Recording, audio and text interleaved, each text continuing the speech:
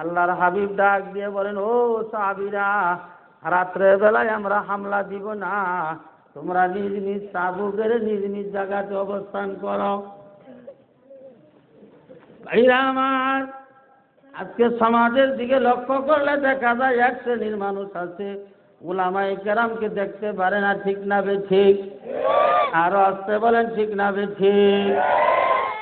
এক শ্রেণীর মানুষ আছে উলামায়ে কেরামকে দেখতে পারে না। আমি বলি সন্ত্রাস বলে গালি দেয়, জঙ্গিবাদ বলে গালি দেয়। ঠিক না বেঠিক? গালি দেওয়ার তো কোনো প্রশ্নই হয় না। তুমি তোমার মাকে জিজ্ঞাসা করে দেখো, ও মা, যেদিন আমার তোমার এবং আমার আব্বার বিয়ে হয়েছিল সেই দিন কি কোনো মৌলভী সাহেবের দরকার হয়েছিল কিনা? কথা কন্যা দেই, বুঝেন না আমার কথা? বাড়ি হইল ময়মনসিংহ ফুলপুর, থাকি আর কি গাজীপুর, বাসা বুঝেন? জিজ্ঞাসা করে দেখো, ও মা, মৌলভী সাহেবের দরকার হয়েছিল কিনা? কি বলেন, হয়েছে কিনা? যদি কোন হুজুর মৌলভী লাগছে না, বিয়া এমনি হয়ে গেছে। আমি জিজ্ঞাসা করতে চাই, মৌলভী বিয়া যদি না পড়ায় দেয়, তার করতে যে সন্তান হয় ওই সন্তান কি সন্তান? কথা বলেন, কি সন্তান? আমি কইছি না আপনারা? আমার কি দোষ আছে? তাহলে বুঝবেন না। বিয়ার সময় মৌলভী সাহেবের দরকার কি দরকার না? আওয়াজ করে বলেন, দরকার কি না? বিয়ার সময় মৌলভী সাহেবের দরকার, একজন আলেমের দরকার, টুপিওয়ালার দরকার। ঠিক না বেঠিক? আমার ভাইয়েরা লক্ষ্য করেন, খেয়াল করুন, বিয়ার সময় মৌলভী সাহেবের প্রয়োজন হয়েছে। আবার যেদিন জন্মগ্রহণ করেছেন, জন্মগ্রহণ যখন করেছিলেন, দৌড়াইয়া ইমাম সাহেবের কাছে চলে গেছে, মুয়াজ্জিনের কাছে চলে গেছে, অথবা পার্শ্বে যে ব্যক্তি টুপিওয়ালা নামাজ পড়ে ওই লোকের কাছে দৌড়াইয়া চলে গেছে, আসেন, তাড়াতাড়ি আসেন, আমার ছেলে হইছে, আজান দেওয়া লাগবে। কথা কন না? জন্মের সময় মৌলভীর দরকার কিনা? বিয়ার সময় মৌলভী সাহেবের জন্মের সময় মৌলভীর দরকার, বিয়ার সময় মৌলভীর দরকার। আবার যেদিন মরে গেছেন এই দিন ইমাম সাহেব কই জানাজার নামাজ পড়াতে হবে, মৌলভীর দরকার কিনা? তাহলে 3 জায়গায় মৌলভী সাহেবের দরকার, জন্মের সময় দরকার, বিয়ার সময় দরকার, আবার জানাজার নামাজের দরকার। ঠিক না বেঠিক? জোরে বলেন, ঠিক না বেঠিক? শুধু এই দুনিয়ার 3 জায়গা না, পরকালেও মৌলভী সাহেবের দরকার। আল্লাহর নবী বলেন, ক্বালা রাসূলুল্লাহ সাল্লাল্লাহু আলাইহি ওয়াসাল্লাম, ইয়াশফাউ ইয়াউমাল কিয়ামাতি সালাসা। জোরে করে আল্লাহু আকবার। ইয়াশফাউ ইয়াউমাল কিয়ামাতি সালাসা। কিয়ামতের ময়দানে 3 ব্যক্তির প্রয়োজন। 1 নম্বর হলো ইয়াশফাউ ইয়াউমাল কিয়ামাতি সালাসা, আল আম্বিয়া, সুম্মা শুহাদা, সুম্মাল উলামা। চিৎকার যখন সুবহানাল্লাহ। আল্লাহ নবী বলেন, কিয়ামতের ময়দানে উলামায়ে কেরাম ছাড়া সুপারিশ কেউ করার অধিকার পাবে না। সবাই পাবুজিতা, সকলেই যখন দাঁড়ায় থাকবে, উলামায়ে কেরাম দাঁড়াইয়া তখন আল্লাহর দরবারে সুপারিশ করবে। কি সুপারিশ করবে? আয় আল্লাহ, অমুক বাড়িতে জাগির থেকেছিলাম, অমুক মাদ্রাসায় লেখাপড়া করেছিলাম, অমুক মুরব্বী আমাকে টাকা দিয়েছিল, ওই ব্যক্তিগুলা মাদ্রাসায় দান করেছিল, আল্লাহ তাদেরকে রাইখা আমরা জান্নাতে যেতে পারি না।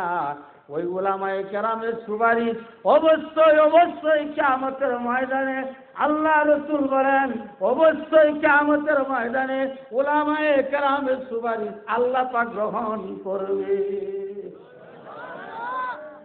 তাহলে উলামায়ে কেরামের দরকার আছে কি নাই? আল্লাহর হাবিব আর এক হাদিসের মধ্যে বলেন, মান সাফা আলিমান ফাকাদু সাফাআনি ওয়া কাদ সাফাআনি কানা মাই ফিল জান্নাহ। আল্লাহর হাবিব বলেন, হক্কানি একজন আলেমের সঙ্গে যে নাকি মুসাফা করবে, আমার কথা না, রসুলের হাদিসের কথা। আল্লাহ নবী বলেন, হক্কানি একজন আলেমের সঙ্গে যে ব্যক্তি মুসাফা করবে, আল্লাহ নবী বলেন সে যেন আমি রসুলের সাথেই মুসাফা করিয়াছে। যে নাকি আমি রসুলের সঙ্গে মুসাফা করেছে, হাসরের ময়দানে আমি রসুল যে জান্নাতে থাকবো, ওই ব্যক্তিটা ওই জান্নাতে থাকবে।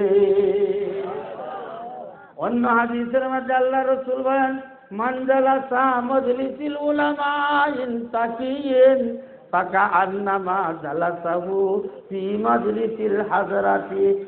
আল্লাহু আকবার। আল্লাহর হাবিব বলেন, যে ব্যক্তি একজন হক্কানি আলেমের মজলিসের মধ্যে বসলো, সে যেন আমি রসুলের মজলিসের মধ্যেই বসে আছে।